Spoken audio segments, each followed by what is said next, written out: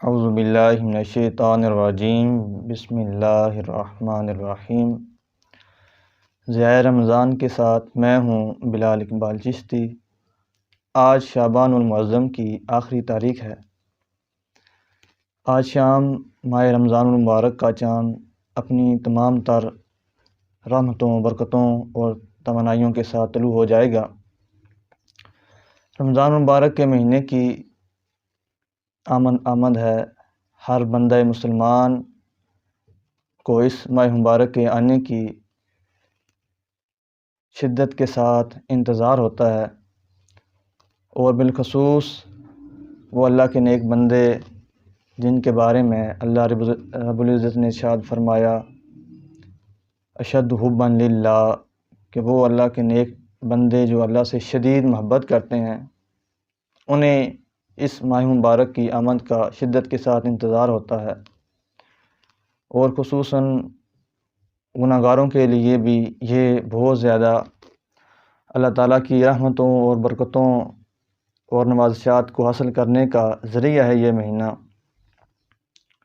قرآن مجید فرقان حمید میں اللہ کریم نے اس ماہ مبارک کے بارے میں ارشاد فرمایا یا ایھا الذین آمنوا کتب علیکم الصیام کما کتب علی الذین من قبلکم لعلکم تتقون۔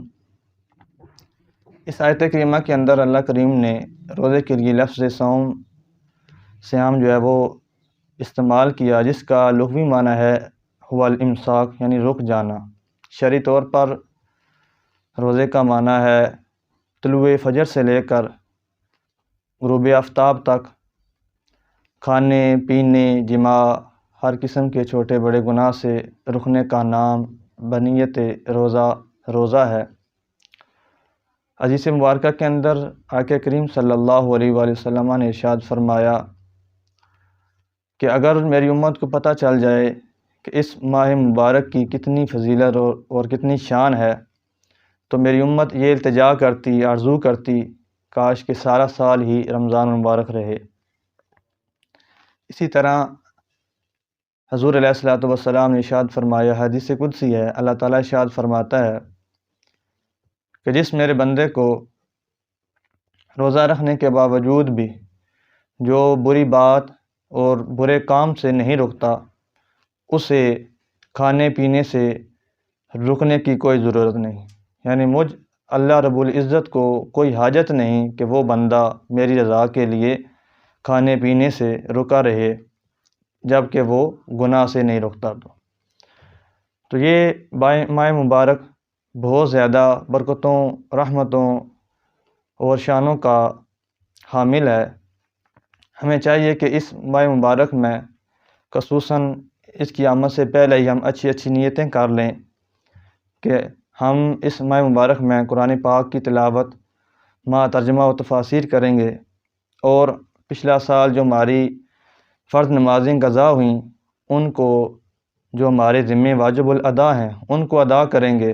اگر کسی کا حق مارا ہے تو اس کا حق اسے ادا کریں گے، کسی کے ساتھ ناانصافی کی ہے تو اس سے معافی طلب کریں گے، کسی کا بھی الغرض حق مارا ہے تو اس سے اپنا حق اسے معافی کریں گے، معافی مانگ لیں گے، یا پھر اسے اس کا حق ادا کریں گے۔ اس کے بعد اللہ رب العزت کی بارگاہ میں حاضر ہو کر معافی طلب کریں گے۔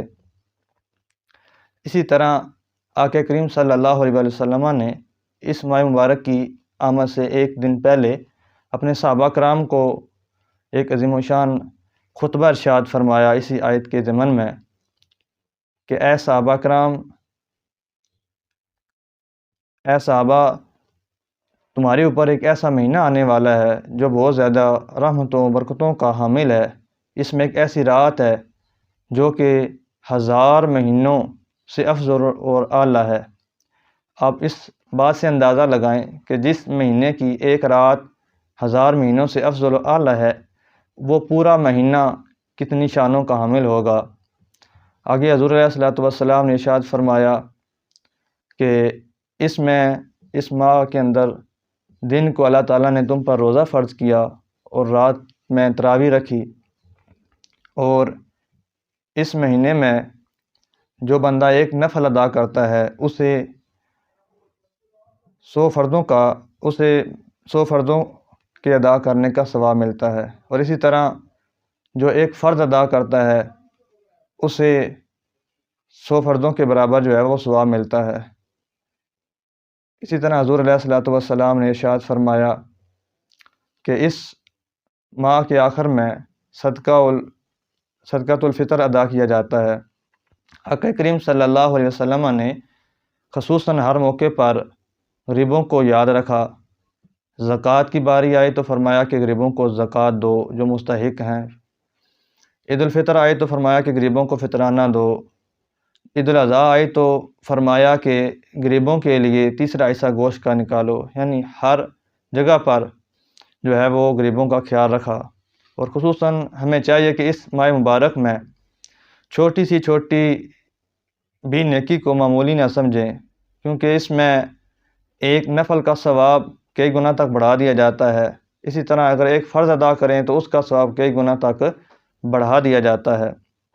اللہ کریم نے ارشاد فرمایا یا ایھا الذین آمنوا کتب علیکم الصیام کما کتب علی الذین من قبلکم، اے ایمان والو تم پر روزے فرض کیے گئے ہیں جس طرح کہ تم سے پہلے امتوں پر فرض کیے گئے ہیں۔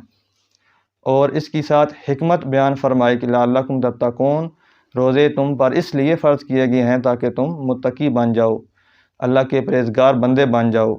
اور یہ آدم علیہ السلام سے لے کر جناب حضرت محمد مصطفیٰ صلی اللہ علیہ وآلہ وسلم کی بعثت تک تمام امتوں کے اندر یہ روزہ فرض رہا۔